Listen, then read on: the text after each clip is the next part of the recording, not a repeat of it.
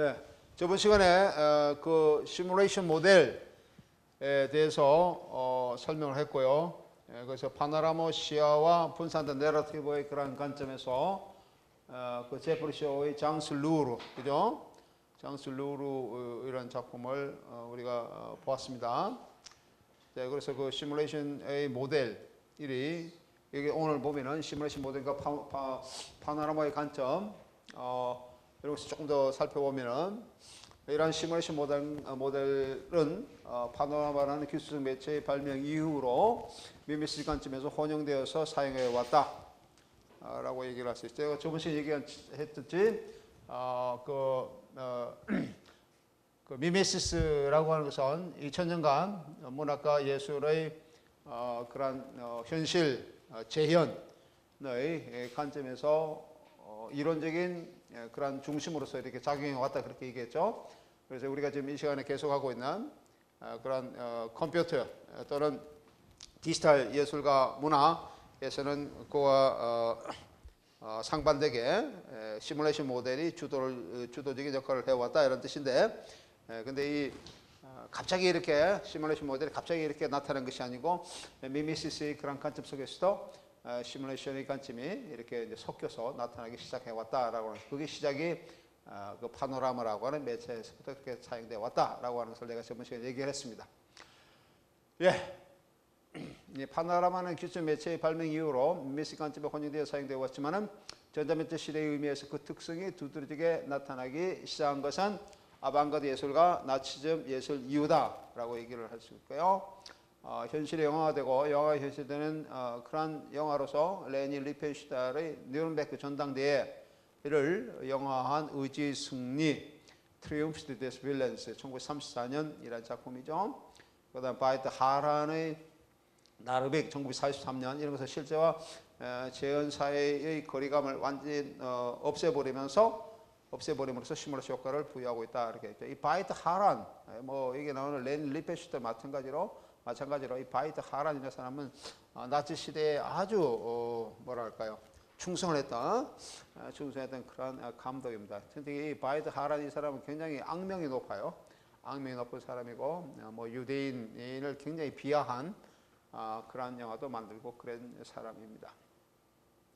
시뮬라크룸이죠. 시뮬라크룸이 재현에 있어 원본에 대한 모방 개념을 완전히 해제시키는 것이라고 볼 때 이는 동일성과 합일성이라는 이론적 사유 방식을 탈피하는 것이며 스스로 위장화분으로서만 나타나고 있는 차이 그 자체다라고 얘기를 할 수 있습니다. 시뮬라크룸, 내가 저는 시뮬라크룸 얘기를 여러 번 했었죠. 거짓된 이미지, 그죠? 거짓됐다는 것은 현실의 이미지를 보이지 않으면서도 이미지인 그러한 의미를 드러내고 있기 때문에 거짓된 이미지라고 하는 의미입니다. 거짓말을 잘한다 이런 의미가 아니고 그런 의미로 얘기를 하고 있어요. 이것은 플라톤의 그 에이도스 관점이죠. 플라톤은 이미지를 크게 봐서 에이돌론, 에이도스로 구분하고 있는데, 에이도스, 이데아, 다시 말하면 보이지 않는 절대적인 그런 선의 가치를 지니고 있는 에이도스가 추상적이죠. 추상적이지만 현실에서 드러날 수 있다라고 하는 그런 관점에서 아주 현실적인 유토피아적인 그런 이미지지만은 현실에 토대를 하고 있는 그런 개념이다라고 하는 면에서 이미지로서 얘기를 할 수 있습니다. 예를 들면 우리가 뭐 의자, 또 침대, 그 플라톤이 직접 얘기를 했었죠. 침대, 화가가 그린 침대하고 실제로 있는 침대하고, 침대라고 하는 그러한 것을 만들 수 있도록 사람들에게 이렇게 작용을 한 그런 하나의 그 원본적 개념으로서, 현실에 존재하는 원본적 개념으로서의 침대가 있고, 그것에 따라서 목수가 만든 침대가 있고, 아니면 또는 화가가 그 침대를 그린 세 가지 유형이 있는데, 제일 첫 번째 유형이 에이도스고, 실제로 나타나는 것은 그런 하나의 지시 대상의 의미에서 침대고, 그 다음에 이제 화가가 그린 침대는 하나의 그 모방 이미지로서의 침대라고 하는 그런 세 가지 유형의 침대에 대해서 플라톤은 얘기를 하고 있습니다. 하지만 플라톤의 관점에서는 그 후자, 그 제일 마지막 부분이죠. 예술적 의미에서 나타나고 있는 그러한 이미지, 뭐 화가가 화폭에 그린 이러한 것들, 뭐 침대라든지 이런 그러한 것들은 다 플라톤의 관점에서 에이도스를 드러내지 않는 에이돌론의 그러한 영역이기 때문에 부정적인 평가를 받고 있다. 라고 하는 겁니다. 예. 이를 다시 예술 텍스트의 개념으로 하늘에 설명한다면은 이미지 텍스트는 한 개의 기표가 하나의 지시대상 의미로 읽혀지는 고정된 것이 아니라 의미들이 중첩된 다중적 교차점이 된다라고 하는 것이죠. 한 개의 지표가 하나의 지시대상을 드러내는 고정적인 것이 아니라 하나의 지표다. 이미 한 지표가 하나의 기표가 하나의 의미의 어떤 지시대를 드러날 때 우리는 구조주의적 관점에서 얘기를 하고 있습니다. 1대1의 대응 관계를 이룬다. 임의적이지만은 그렇게 얘기를 할 수가 있어요. 하지만 우리가 그 포스트 모더니즘 아니면은 디지털 예술에서 마찬가지고요. 이러한 의미들 중첩된 다중적 교차점이 된다. 이는 순수한 형식을 요구하는 실험 예술에서 역설적으로 논의되고 있는 연속성의 미학이라고도 말할 수 있을 것이며 텍스트의 의미보다 끊임없이 변할 수 있는 사실 자체에 문제점이 있다라고 얘기를 할 수 있습니다. 변할 수 있는 새로움을 만들어내는 디지털 예술은 하이퍼텍스트처럼 끊임없이 연속되어지는 취향 가능한 세계를 창출합니다. 하이퍼텍스트가 그렇게 할 수 있죠. 디지털 예술은 메타 제인의 예술이며 관찰자와 이미지 사이에서 움직이는 예술이다. 메타 제인이라는 것은 재현에 관한 재현을 논의하는 예술이라는 것이죠. 관찰자와 이미지 사이에 움직이는 예술이다. 메타 예술에서 잠재적 이미지 흐름뿐만 아니라 종합적인 구성으로 인한 시간과 공간의 상징적 변화는 존재하지 않는 현실의 인재를 추상화시키고 있고 몸을 넘어선 영역으로 나가고 있다. 우리가 흔히 보통 얘기하고 있는 디지털 예술 많이 하고 테크노미학 이런 것을 얘기하는 테크노미학에서 얘기하는 모모의 위기 이런 것은 이런 메타 예술에서 우리가 디지털 예술을 얘기하는 예술과 문화의 특징인 메타 예술을 다룰 수 있는 것이 모모의 위기다라고 하는 그런 것입니다. 모모의 위기라고 해서 미학적 관점에서 모모의 위기를 얘기를 하고 있죠. 모모의 위기 현상이 우리가 예술과 문화에 나타난 것은 아방가드의 시대입니다. 역사적 아방가드 시대, 20세기 초반에 그런 것이 많이 나타나고 있죠. 예를 들면은 그 니체의 형이상의 몰락의 관점에서 그런 것을 많이 얘기를 합니다. 형이상의 몰락, 주체의 몰락, 거기에 영향받는 의식의 몰락, 또는 뭐 심지어 문학적 관점에서 언어의 위기 이런 현상을 얘기를 하고 있는데 아방가드 예술에서 나타나고 있는 그러한 관점들, 아방가드 예술 관점들은 이런 신체적인 몸의 위기 현상을 미학적으로 나타나고 있는 신체적인 몸의 위기 현상을 다른 기계로서 대처시키기로 하고는 메타 기계학적 관점이 많이 나타나고 두드러지게 나타난다라고 얘기를 할 수 있어요. 내가 한번 전에 여러분 얘기를 했나요? 라울 하우스만, 다다이즘을 통해서 나타나는 라울 하우스만의 메타 기계학적 관점. 내가 한번 얘기했나요? 안 했어요? 한번 보여줄까? 그런 것들은 하나의 대표적인 예다라고 얘기를 할 수 있습니다. 이게 라울 하우스만의 그 다다이즘 1920년대 독일에서 할 때는 다다이즘은 세 군데가 있다 그랬죠. 파리 다다이즘, 스위스 다다이즘, 독일 다다이즘이 있는데 각각 그 대도시에서 활동을 한 그런 다다이즘이기 때문에 파리 다다이즘, 베를린 다다이즘, 지리히 다다이즘 그렇게 얘기를 하고 있습니다. 이 사람들 작품이 보면은 뭐 이런 거 두 상이죠. 머리죠. 라울 하우스만 이런 머리의 형상을 예술적인 형상을 이러한 것으로서 뭐 수학적 또는 기계적인 이러한 관점으로 이렇게 묘사를 하고 있습니다. 옆에 보면 여러 가지 도구들이 있습니다. 측량기구도 자 같은 것도 있고요. 이런 관점으로 얘기를 하고 있습니다. 뭐 이 작품들이 굉장히 많아요. 많고요. 뭐 하나의 뭐 대표적인 예를 들려 그러면은 뭐 이것도 마찬가지죠. 뭐 여러 가지 작품을 들 수가 있어요. 여기 좀 작은데 보입니까? 좀 크게 안 되나 이거? 한번 해볼까요?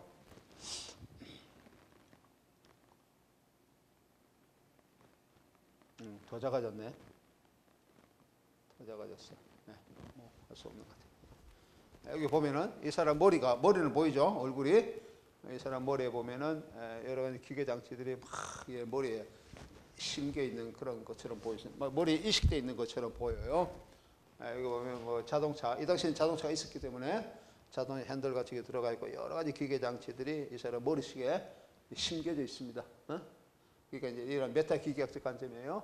메타 기계학적 관점으로 얘기를 하고 있고요. 뭐 이런 작품에서도 많이 나타나고 있죠.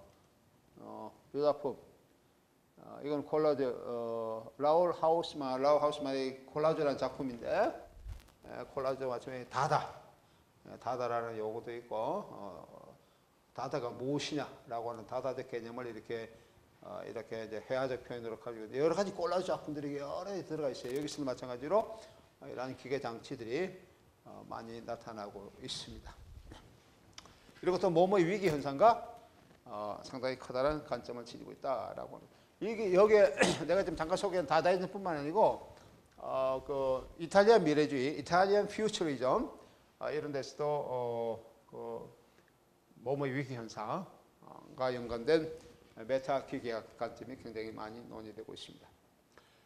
예, 어느 시대에 비릴리오가 말한 뭐뭐의 정복이라든지 또는 빌렌 프루스가 낙관적인 시각으로 바라보는 시간과 공간의 통일성의 해체라고 하는 논점은 이러한 점을 대면해 주고 있는 것이다. 이러한 점이라는 것은 뭐뭐의 위기의 미학적 현상을 보여주고 있는 것이다 라고 하는 것입니다. 예, 컴퓨터 애니메이션 같은 디지털 예술에서 환상으로서의 리얼리즘은 파괴됩니다. 예, 비록 리얼리즘을 인정한다 하더라도 예컨대 클라카오가 영화 이론에서 논거하고 있는 외부 현실로서의 외부 현실 물질적 현실이나 가시적 세계의 구제는 디지털 예술에서는 적용되지는 않습니다. 이거는 실제적인 외부 현실 속에서 현실을 어떻게 드러낼 것인가, 역사적 의미를 통해서 어떻게 드러낼 것인가 라고 하는 관점에서 얘기를 하고 있죠. 모상 과정에서 이탈됨으로 인해 인지할 수 있는 현실은 달리 구성되어지기 때문이죠. 비물질적인 미학의 시대에 테크노 환상의 새로움은 예술적 사건의 미학적 형식뿐만 아니라 생산 방법에서 나타나고 있다라고 하는 겁니다. 컴퓨터에 만드는 예술 텍스트는 인간기억의 외면화 과정에서 콜라주나 몽타주 형식을 취하고 있습니다. 즉 연속성의 부재를 드러내고 있습니다. 이는 연속성의 부재를 얘기하고 있는데 이는 정확하게 프로그램화되지만은 꿈과 같이 단편적으로 정보가 배열되는 역설적 진태제를 형성한다 이런 뜻이죠. 진태제는 우리 변정보수 얘기하는 거죠. 태제, 안티태제, 진태제. 진이라는 것은 종합적인 태제를 의미합니다. 컴퓨터 예술 텍스트의 이러한 역설은 요타, 우리가 포스트 모더니즘 논자 중에 한 사람이죠. 역설을 로타는 환사적 편집의 형식이라고 비판적으로 평가하고 있습니다. 다시 쓰기라고 하는 개념으로 다시 쓰기라는 개념 논의를 주니 새로운 테크놀로지는 기대하지 않은 현상을 텍스트에 남기는 모든 흔적을 지워버리는 것입니다. 가시적 이미지들을 정확하게 프로그램으로 운영시키기 때문에 이렇게 나타나고 있다라고 하는 것입니다. 그래서 여기서 얘기해 보면 분산된 내러티브 연관 속에서 파노라마 시뮬레이션 모델에 대해서 조금 더 확장된 의미로 지금 살펴보았습니다. 하는 여기 나오는 그 디스트릭트 홀딩스의 4D 테크파크, 라이브파크 같은 것도 하는 예가 될 수 있는데 어떤 거 잠깐 같이 한번 볼까요? 여러 개씩 좀 잠깐 봤던 디스트릭트 홀딩스의 4D 테마파크 라이브 파크에 대해서 잠깐 봤습니다. 이게 전체적으로 보면은 상당히 큰 그런 스크린, 대형 스크린을 봤고요. 전자팔찌로 아바타와 교감할 수 있는 그런 것을 봤고요. 그 다음 4D 테마파크는 미국 유니버시티 스튜디오나 일부 개방구에 설치된 4D와 차원이 다른 것을 얘기를 하고 있습니다. 그 4D 극장은 입체 영상에 맞춰 의자를 흔들리거나 바람이 나오고 이것은 의용자 중심으로 360도 주변을 모두 이제 영상을 감싸는 그런 것을 보여주고 있는 것이고요. 그래서 여기에 사면을 모두 이용한다고 해서 이것을 4D 실감 미디어라고 하는 그런 개념으로 얘기를 하고 있습니다. 그다음에 이제 천장에는 많이 설치된 수식이 고화질 4D 프로젝트에서 끊임없이 이어지는 영상을 보여주고 영상 속에서 이용자의 전자팔자 교감은 아바타가 뛰어다니고 그래서 이용자의 행동 속에서 아바타에 그대로 반영돼.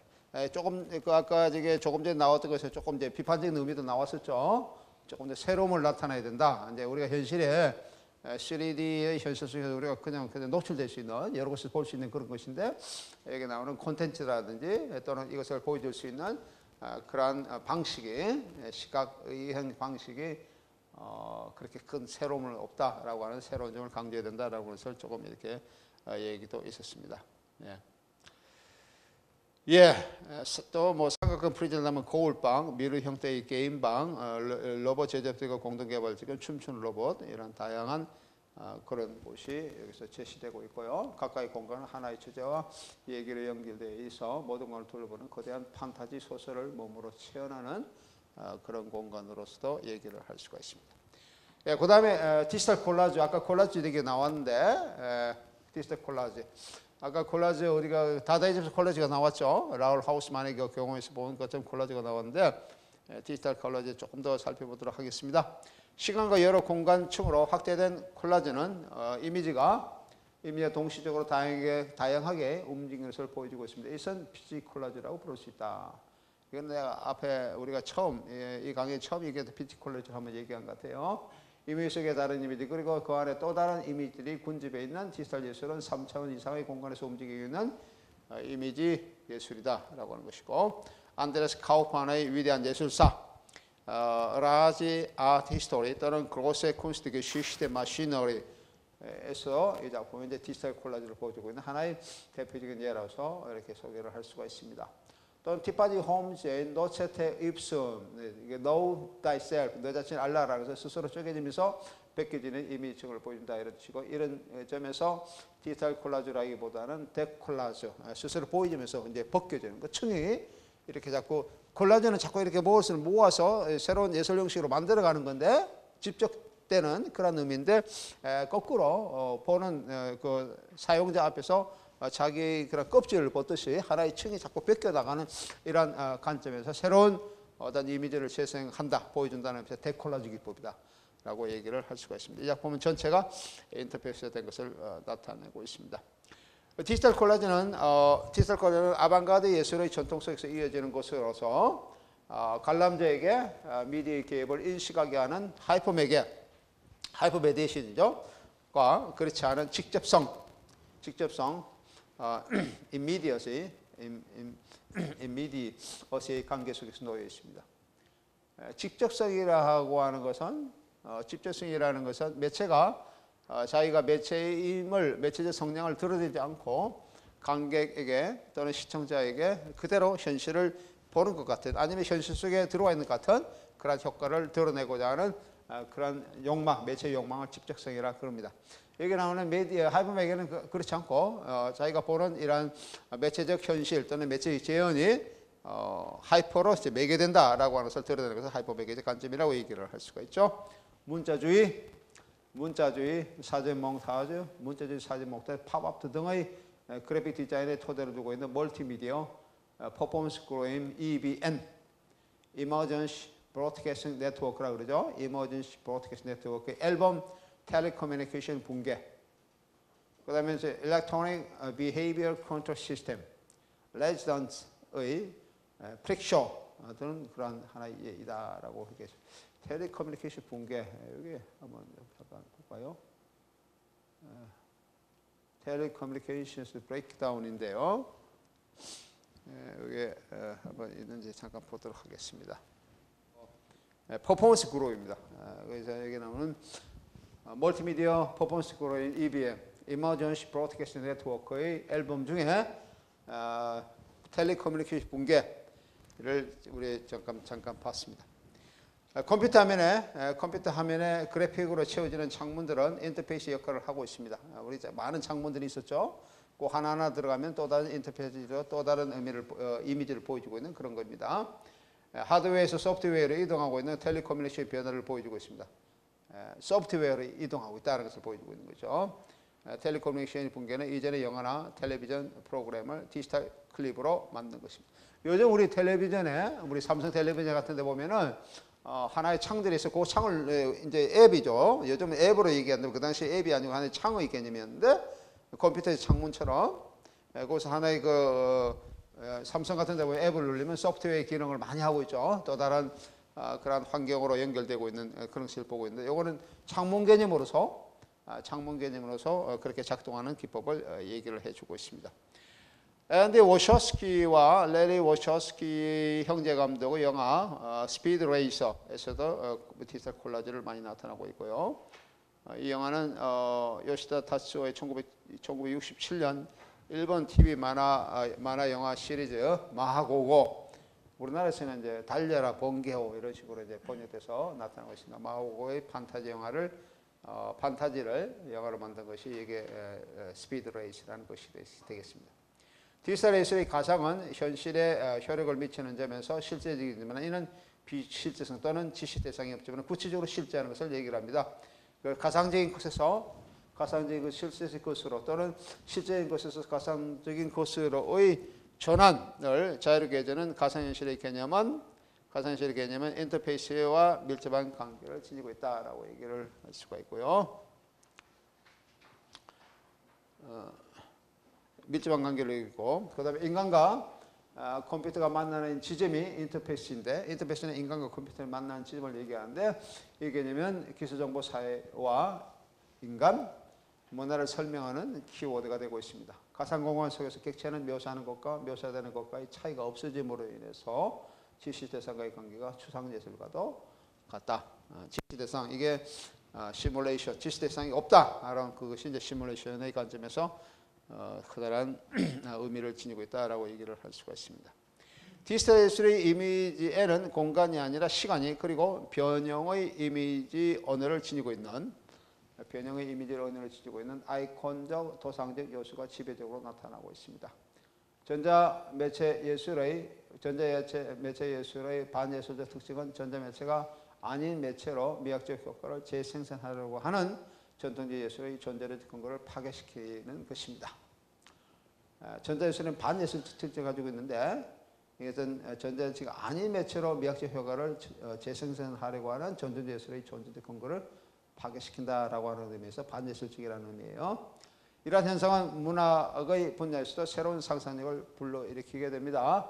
원래 인간 신체의 외부에 존재했던 기계가, 즉 인터페이스가 인간과 기계의 접촉점에서 이루어지는 것이 이 경우에 이르게 되면 인간 자체가 매체가 되어 버립니다.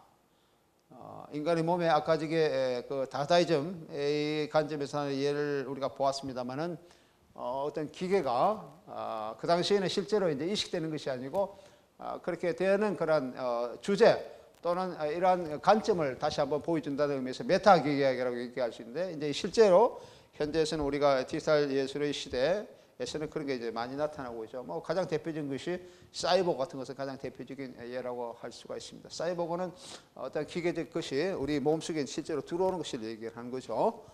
그죠? 뭐 인공지능도 거기에 한 예가 될 수도 있고요. 여러 가지 유형의 사이보그 얘기는 여기에 해당된다고 볼 수가 있습니다.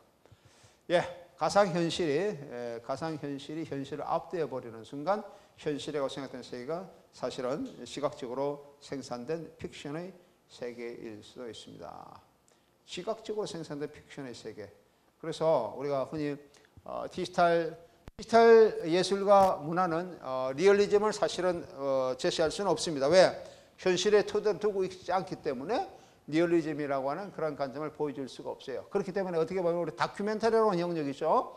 가장 현실과 가장 가까운 그런 예술적인 하나의 장르가 이제 다큐멘터리인데, 다큐멘터리가 디지털 시대에 존재할 수 있느냐, 가능할 수 있느냐라고 하는 문제도 이제 굉장히 많이 논의 대상이 되고 있습니다. 하지만 그런 관점을 조금 다른 의미에서 리얼리즘 논의 자체가 불가능한 것은 아니다라고 하는 것을 보여주는 것이 또 다른 디지털 예술의 영역이 있어요. 그게 흔히 얘기해서 지표성이라고 얘기를 하는 거예요. 여기는 내가 많이 이제 언급을 안 하는데 새로운 영역에서 지표성이라고 얘기를 할 수 있습니다. 지표성은 인덱스 퀄리티를 얘기하는 거죠. 인덱스 퀄리티 관점에서 얘기를 할 수가 있다라고 하는 거죠. 실제로 우리가 디지털 예술에서 우리 뭐 아바타 영화라든지 다른 어떤 영화에서도 그런 것을 볼 수 있듯이 사람의 그런 사람의 몸을 이렇게 움직임에 따라서 디지털 그러한 이미지를 재생하는 이런 기법들이 요즘 많이 사용되고 있어요. 그죠? 뭐 킹콩 같은 거 하는 예죠. 1930년대 킹콩 영화가 나오는데 그때는 움직임 자체를 이렇게 이제 가상이 아니고 하나의 그 인공물로 만들어서 그것을 움직이게 하면서 킹콩의 모습을 드러냈다 그러면은 요즘 최근에 나타난 킹콩 영화가 있는데 그래서 디지털 기술을 이제 이용하는 거죠. CPI 기술을 이용해서 CGI 기술을 이용해서 인간의 그런 몸에 이런 여러 가지 그런 것을 부착해서 캡처 모션을 부착해서 뭐 인간이 몸을 두드리면은 그러한 그 킹콩의 모습을 그렇게 이제 디지털로 만든 CG로 만든 그런 것으로 그렇게 움직일 수 있도록 이렇게 보여주는 것을 얘기를 합니다. 그냥 그런 것이 지시 대상 없이 그냥 만들어낸 거하고 그렇게 어떤 사람의 몸을 움직이면서 만들어낸 거하고는 조금 의미가 다르다라고 하는 거죠. 그런 지표를 가지고 있다라고 하는 거죠. 지표, 인덱스를 가지고 있다라고 하는 거죠. 인덱스는 정확한 우리가 인덱스라는 것은 우리가 어떻게 나타나고 있는 현실적으로 드러나고 있는 정확한 지표를 얘기를 하는데 디지털 뉴스는 그런 지표는 아니지만은 지표의 성량 또는 성격을 가지고 있는 지표성은 가지고 있다. 그래서 인덱스 퀄리티를 가지고 있다. 그것도 그냥 보여주는 것이 아니고 지각적으로 나타난다라고 하는 것이죠. 우리의 그런 현실 지각의 그런 관점에서 나타날 수 있다. 그런 의미에서 그러한 인덱스 퀄리티를 보여주고 지표성을 보여주고 있는 리얼리즘을 지각적 리얼리즘 그렇게 얘기를 할 수가 있다. 지각, perception이죠. perceptional realism이라고 얘기를 할 수가 있다라고 합니다. 하이퍼 픽션의 현실감은 하이퍼 픽션의 인간 감각에 매우 밀접하게 연결된 또 하나의 새로운 현상입니다. 그러나 이러한 현상도 아날로그 예술이 내포하고 있는 미학적 픽션의 층에서 연유되고 있는 것이다라고 하는 거죠. 네. 하이퍼 픽션도 하나의 새로운 현상으로 합니다. 하이퍼라고 붙는 것은 파생의 의미를 지니고 있다 그랬죠.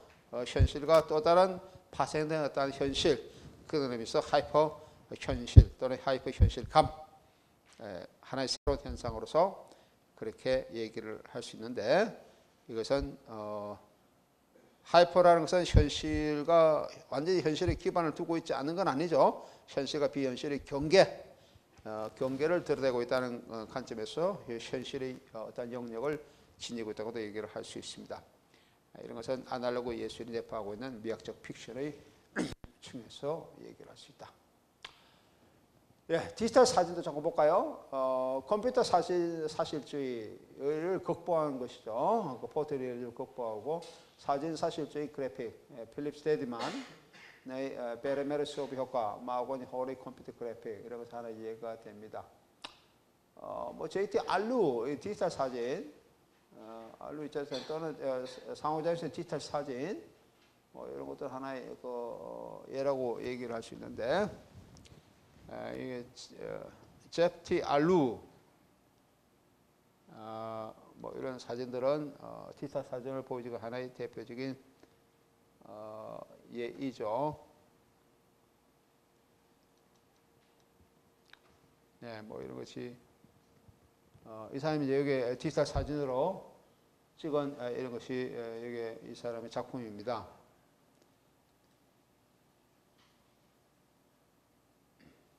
네. 이 커서의 움직임에 따라서 사진의 이미지가 다양하게 나타납니다. 그죠? 네. 디지털 사진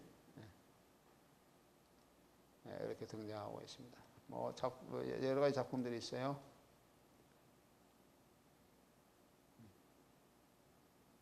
네, 이것도 마찬가지입니다. 어느 부분이 음영 처리되고 마치 흑백 사진처럼 나타나기도 하고 컬러 사진으로 나타나기도 하고 흑백이 컬러의 바뀜에 따라서 이미지가 상당히 달리 등장하고 있는 그죠? 하나의 이미지가 이런 여러 가지 기법을 드러내고 있습니다. 이게 디지털 사진이 이 사람이 보여주고 있는 이렇게 그냥 여러 부분은 전혀 앞에하고 전혀 다르죠? 다른 기법이 드러나고 있는 이런 것이 디지털 사진 이런 유형의 사진입니다. 이거하고는 이 사진하고 아까 이 부분에 나타난 사진하고 전혀 다릅니다. 이렇게 컷을 옮기는 거고 이렇게 옮기는 거고 이런 사진들을 보일 수가 있습니다. 뭐 많이 있어요. 하나 더 볼까요? 하나만 더 볼까요? 예, 이것도 마찬가지죠. 예, 이렇게 지나감으로써 요거는 이제 예, 요 부분하고 요거는 전혀 다릅니다. 어? 요 부분하고 이렇게 하고는 이것도 전혀 또 다른 거예요. 다른 어떤 풍경 이미지를 드러내고 있습니다. 요 부분하고 요거하고 요거는 이제 끝난 거고 앞에 요거는 전혀 다르죠. 예. 여기까지 왔다가 다시 움직이면 이제 여러 가지 구성물도 나타나고 이렇게 되고 있습니다. 디지털 사진 아주 특이한 작가입니다. 특이한 작가로서 보여주는 것이 이런 것도 있고요. 예, 그 다음에 여기에 나오는 뭐 포토그래피라든지 뭐 이렇게 보면은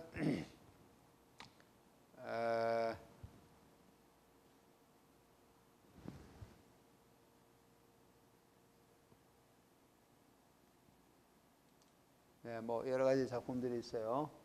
여러 가지 작품들이 있고,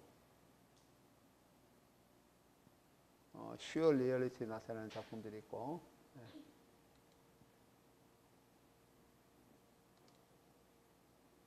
네. 여기에 이 사람 시간 보통 사진하고 틀립니다. 이 사람 사진은 이 사람 사진은 보통 사진 이런 사람의 유형을 이제 디지털 사진이라고 보통 그렇게 얘기를 해요. 디지털 사진에 다양한 그런 이미지들을 제시를 하고 있습니다. 이런 것이 이제 이 사람이 제시하고 있는 디지털 사진이고요.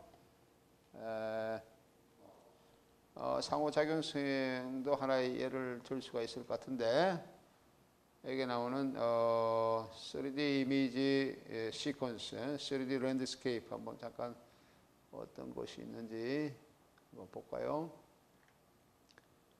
예를 들면 여러 가지 이제 이거는 상호작용성의 관점인데 이런 겁니다. 움직임에 따라서 컷의 움직임에 따라서 이미지가 변형되는 보여집니까? 이런 것을 보여주고 있이 상호작용성의 그런 이미지입니다. 그죠? 달리 나타나고 있죠. 이렇게 되고 있습니다. 뭐 또 다른 예를 들면은 이런 거죠. 이것이 편체적으로 보면 어떤 그 평면적인데 이제 점점 입체화되고 있는 것입니다. 입체화되면서 이렇게 보여주고 있는 것이 상호작용성의 디지털 사진의 기법입니다. 이런 것을 보면은 이렇게 다시 변형되고 있죠. 요건 아까 우리가 앞에 제때 알루하고는 좀 다른 유형입니다. 알루와는 또 다른 유형으로서 요거는 상호작용성의 의미로서 형태가 변형되는 그런 관점을 보여주고 있습니다. 예.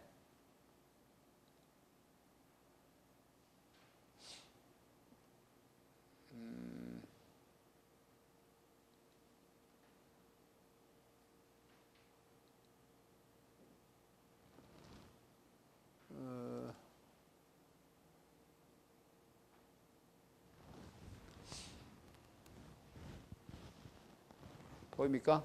예, 보입니까? 실제로 요건 뭐 같아요? 사람 머리 같아요?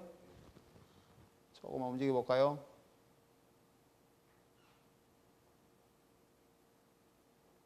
이제 뭐 같습니까? 산맥. 네. 어디 광활한 곳에 산맥처럼 이렇게 변하고 있죠. 네?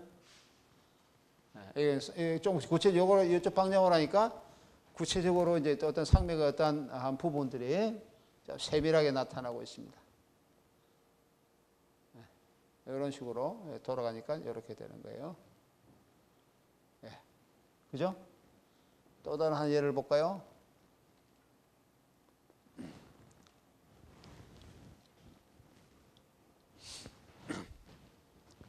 요거는 뭐 같아요? 제목은 Highways of the Mind입니다. 마음의 고속도로. 마음의 고속도로인데, 뭐 같습니까? 조금 볼까요? 뭐가 나타나죠? 뭐가 나타나요? 차. 하이웨이, 고속도로예요. 차죠? 차들이 막 달리고 있는 것 같은 이런 것을 보여주고 있습니다. 보이지 않다가 마치 현미경을 들여다보는 것처럼 이 고속도로 얘기가 나와요. 요거 하나만 더 봅시다. 그린썸이에요. 그린썸. 푸른 그런 엄지라고 하는 그런 건데 이건 선이 분명하죠? 분명한데 조금 가보면은 뭐로 바뀌었나요? 숲으로. 아주 우리가 정글 안에까지 들어온 이런 숲으로 변화를 합니다. 숲으로 변화를 하고 있어요. 요 어떤 부분인가는 굉장히 숲이 확대되고 있죠. 확대되고 이런 거는 굉장히 입이 확대되고 있는 이런 것으로까지 나타나고 있습니다. 이런 것도 굉장히 이거는 이제 숲이 확대된 거고 이런 식으로 되고 있습니다.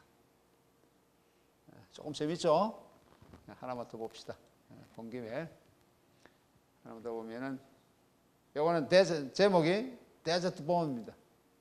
사막에 있는 뼈 조각 이런 뜻인데 뼈가 있죠. 막 흩어지는 뼈인데 자 가보면은 뼈가 뭐로 변합니까?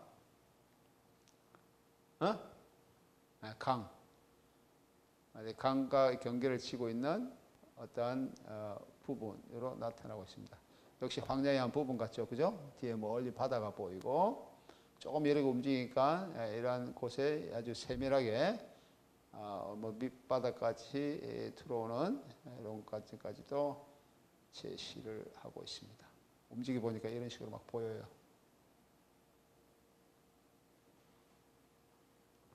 여기에 가니까 이쪽으로 가니까 아예 바다도 막 보이고 그러죠.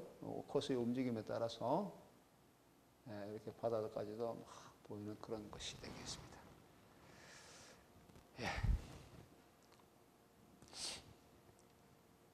재미있습니까? 여기 이제 디지털 사진입니다.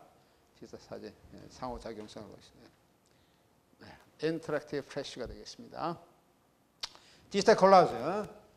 페드로 마이어, 밀립 인형간의 모나리자의 경우 또는 찰스 스트리지의 영화, 요정 얘기, 실화 이런 것들은 이전에 이에 대한 사실을 재매개하고 있는 경우를 얘기를 하고 있습니다. 이것도 넓은 의미에서는 디지털 사진인데 사실주의의 그래픽이 이미지 컴퓨터로 이렇게 이제 디지털로 이미지하면서 다른 의미의 사실주의의 관점으로 나타나고 있죠. 이런 거는 디지털 기법이 아니면 보여주기 힘들죠. 디지털 기법이 아니면 이것을 드러낼 수 없는 그런 기법을 보여주고 있습니다. 디지털 사진의 특성 중 합성이라는 것을 빼놓고는 얘기할 수 없을 것입니다. 움직임이 확실히 표현된 당구공과 함께 녹색의 펠트가 깔린 당구대 위에 큐를 잡은 손과 이 그림은 가짜입니다라는 문구로서는 1984년에 사이언스 84의 표지가 이런 것을 보여주고 있는 가장 압권의 그런 작품이 되겠습니다.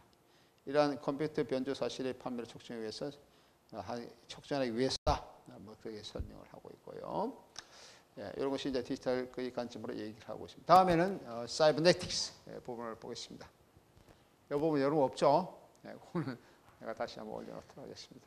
사이버네틱스. 여섯 번째로 첫 번째 키치와 인공지능에 관해서 먼저 볼까요? 키치. 뉴미디 시대 키치 현상은 애니메이션 잘 나타나고 있습니다. 죽은 재료에 영혼과 생명을 부여하는 의미를 지니고 있는 애니메이션은 영화 애니메이션도 나타나고 있습니다. 대상이 살아있는 힘, 대상이 살아있다는 힘은 대상보다는 수용자에서 나타나고 있습니다. 미켈란젤로의 다비드 조각상은 피고말리처럼 살아있는 조각상이 아닙니다. 하지만 그 힘은 인자하는 사람의 상상력에서 나타나게 됩니다. 이 점이 예술의 대상과 키치 사이의 그런 차이가 되겠습니다. 키치는 일반적으로 예술에서 키치는 예술과 비예술의 경계에 있는 그런 대상을 키치라 그럽니다. 예술인 것 같기도 하고 예술인 것 같은데 봐보면 예술이 아니고 어떻게 보면 예술이 아닌데 보니까 예술인 것 같아. 이러한 경계에서 서 있는 아주 애매한 이러한 작품을 키치라 그래요. 뭐 요즘은 전이돼서 그런 의미로 사용하고 있지만 이전에 원래의 그 키치의 원래의 의미는 기술적 재생산 시대에 있어서 예술 작품을 복제한 마치 예술 작품인 것처럼 그렇게 조잡하지 않는, 조야하지 않는 그런 작품을 우리가 키치라 그럽니다. 근데 어떻게 보면은 아마추어 사람 보면은 뭐 예술 작품인 것 같이. 뭐 가장 대표적인 것이 모나리자, 모나리자 이런 걸 이렇게 좀 비슷하게 만들어 놓고 복제 누브르 박물관에 모나리자를 이렇게 복제할 수 있겠죠. 사진을 복제해서 이렇게 비슷하게 보여주는 것 이런 것을 틀을 해서 이런 것을 키치라고 그렇게 얘기를 할 수 있습니다. 여기서 나타나는 미켈란젤로의 다윗상은 피그말린처럼 살아있는 조각상이 아니다. 하나 그 힘은 인지하는 사람이 상승이 나타나고 이 점은 예술과 대상 사이의 키치다라고 하는 거죠. 그 키치를 얘기를 하는데 그 작품하고 비슷하게 크기 비슷하게 이렇게 뭐 복제를 해서 작품을 해서 걸어놨을 때 그런 작품이 우리가 키치 작품이다 그렇게 얘기할 수 있다라고 하는 겁니다. 1960년대 수잔 존 택은 유혹적인 키치 대상의 마법적 특성에 주목하면서 키치와의 의식적 접촉을 캠프라고 그렇게 얘기를 하고 있습니다. 키치 현상에 앨리스적인 거리감을 두는 것이 아니라 계몽적인 잠재성을 주목하는 것을 얘기를 합니다. 이게 나오는 기념품, 액막이 상품 등과 같은 키치의 대상은 기념품에서 같은 게 보통 많죠. 어떤 예술 작품을 기념품으로 파는 거 이런 것들은 뭐 키치의 전형적인 그런 통속적인 의미가 되겠습니다. 키치의 대상은 통속적이고 어울리지 않는 형상으로 인해서 재료의 무가치성으로 인해서 값싼 재량 생산으로 인해서 뭐 세 가지 요소가 되겠죠. 예술적 상승의 가치를 지니지는 않습니다. 키치의 대상이 이런 특성을 강하게 드러낼수록 그 대상은 간접적에게 캠프에 속한 조그마한 소통 공동체에 지향하도록 그렇게 강요를 하고 있습니다. 그 캠프라는 것은 여기 나오는 캠프라고 하는 것은 키치와의 의식적인 접촉, 그걸 캠프라고 하는 문화적 용어로 사용하고 있다라고 하는 거죠. 네. 예술에서 키치 미적 차이 또는 부적절성을 예술에서 미적 차이 또는 부적절성을 인식의 방법으로 사용하고 있는 예로는 앤디 올, 제프콘 이런 사람들을 줄 수가 있습니다. 뭐 앤디 홀의 작품들은 뭐 여러분 많이 알고 있죠. 앤디 홀의 작품들은 뭐 여러분들 알겠죠? 한번 볼까요? 어떤 건지 어떠한 이해가 될 수 있는지. 네, 뭐 이런 것도 하나의 이해가 될 수 있고요. 뭐 이런 것도 이해가 될 수 있고, 이 캠벨 그린도 이해가 돼. 뭐 여러 가지 이해가 있습니다.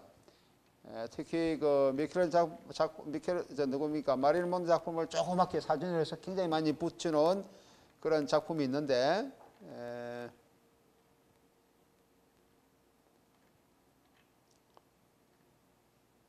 요거는 이제 앤디 월 자화상이고요. 그런 것은 뭐 전형적인, 요건 팝아트를 보여주고 있는 그런 대표적인, 요런 거죠, 요런 거. 요런 것들. 앤디 월, Art of the Superficiality. 표면, 그죠? 표면 예술, 표층 예술. 요런 관점을 보여주는 거. 뭐 이런 것들은 하나의 대표적인 예라고 얘기를 할 수가 있겠습니다. 앤디 월의 영화는 언더그라운드 영화의 대표성을 보이고 있죠. 언더그라운드. 앤디 월은 다른 예술 매체에서 영화로 옮겨온 대표적인 예술가 한 사람이고, 그는 1963년에 첫 작품인 잠을 시작을 해서 1968년까지 60편 이상의 영화를 제작하고 있습니다. 첫 영화인 잠은 미니멀리즘은 시네마로서 6시간 동안 카메라를 고정시켜 놓고 배우 존 지오너의 자는 모습을 찍은 것이고, 이 작품은 당초 평균 수면 시간에 해당되고 있는 8시간으로 만들어질 계획이었으나 당시 우월이 소유하고 있던 볼렉스 카메라의 기술 한계로 인해서 일정량의 필름을 반복 재생하는 방식으로 만들어졌습니다. 그는 움직임과 시간의 재현에 많은 관심을 가지고 있다. 잠과 유사하게 엠파이어 스테이트 빌딩을 찍은 엠파이어라고 하는 작품도 마찬가지고요. 엠파이어 스테이트 빌딩 앞에 카메라를 놓고 5시간 동안 일어나고 있는 것을 보여주고 있고, 같은 시간에 키스라는 1964년도의 작품도 마찬가지고요. 키스하는 남녀들을 크로즈하게 찍은 영화하고, 먹기 1964년 예술가 로버트 인디애나가 천천히 버섯 한 송이를 먹는 것을 찍은 영화고, 잠과 키스, 먹는 행위 등 일상적인 행동들을 거의 실시간으로 촬영한 이 영화들은 일상의 시간과 영화적 시간의 경계를 혼란스럽게 합니다. 거의 뭐 같다라고 얘기를 할 수 있죠. 일상 시간의 흐름과 영화적 시간의 흐름. 우리가 흔히 얘기하고 있는 그 소설 시간과, 우리가 문학적으로 얘기하면은 소설 시간과 소설된 시간, 네, 이 관점이 동일하고 얘기를 하고 있는 거죠. 동일하게 얘기를 할 수가 있는 그런 겁니다. 이는 영화적 사건과 시간을 압축하는 통념적 영화에 길들여진 관계의 심리를 배반하며 참을 수 없는 지루함의 시간을 제공함으로써 다시 실제적 일상의 시간을 환기시키는 비디오 아트의 맥락과도 맞닿아 있다. 벨벳 언더그라운드 니코, 빅토리아 공연을 제공한 벨벳 언더그라운드의 작품도 얘기한 것이고요. 니코를 포함한 프리츠 베를린, 폴 아메리카, 에디 세즈윅, 비바, 인터내셔널 벨벳 등 주변에 많은 인물들이 엘드 영화 스크린 테스트에서 많이 나타나고 있고요. 첼시 소녀 등 이런 데 나타나고 있습니다. 정치적 사회적 텍스트와 강한 사전을 결합해 거리감글을 공공미술의 형태로 바꿔놓는 바바라 크로크는 팩토리가 소수예술가들이 열정적으로 그들만의 완전성 또는 불완전성을 생산한 곳이다 라고 얘기를 하고 있습니다.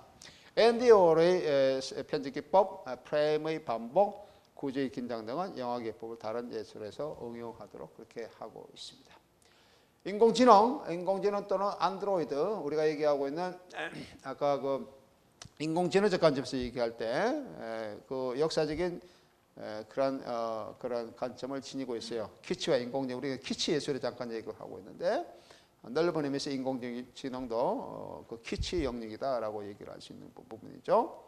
인공지능을 본다 그러면은 인공지능은 인위적으로 만드는 지능을 얘기하고, 이런 인공지능을 가지고 있는 그런 신체의 현상, 몸, 이런 것들을 우리는 안드로이드 그런 표현을 씁니다. 안드로이드는 인간의 손으로 만든 인간이라는 뜻입니다. 안드로이드 뜻은 인간의 손으로 만든 인간, 그런 의미죠. 그래서 오비드의 변형에서 피그말리온 신화, 이렇죠. 메타모르포즈. 여러분 피그말리온 신화 압니까? 네? 피그말리온 신화. 네. 그 다음에 나타나고 있는 그 프로메테우스 신화, 그리스 신화에서 타이탄족 라페투스 가문의 아들인 프로메테우스는 신들의 형상으로 만들어진 인공물인 인간을 신화적 공간에서 현실로 이끌어내고 있습니다. 그래서 대장장이 신 헤파이스토스의 대장간에서 불을 훔쳐서 인간에게 전해주는 것인데요. 인간의 모습으로 인간지능을 만들어내는 그 위험한 시도에 대한 신들의 대가는 지속적으로 간을 독수리에게 쪼아 먹게 하는 무서운 형벌로 나타납니다. 이는 어쩔 수 없이 주어진 삶의 기쁨과 고통을 벗어나기 위해서 프로메테우스와 그의 동생인 에피메테우스 형제가 인간에게 제공한 어성의 능력 때문이다 라고 얘기를 할 수가 있습니다. 예. 이 부분에 지금 시간이 다 됐기 때문에 요 인공지능 부분에서는 다음 시간에 다시 한번 조금 더 얘기를 하고, 그 다음에 그 인공지능의 역사에 대해서 간단하게 얘기를 하겠습니다. 예, 그만.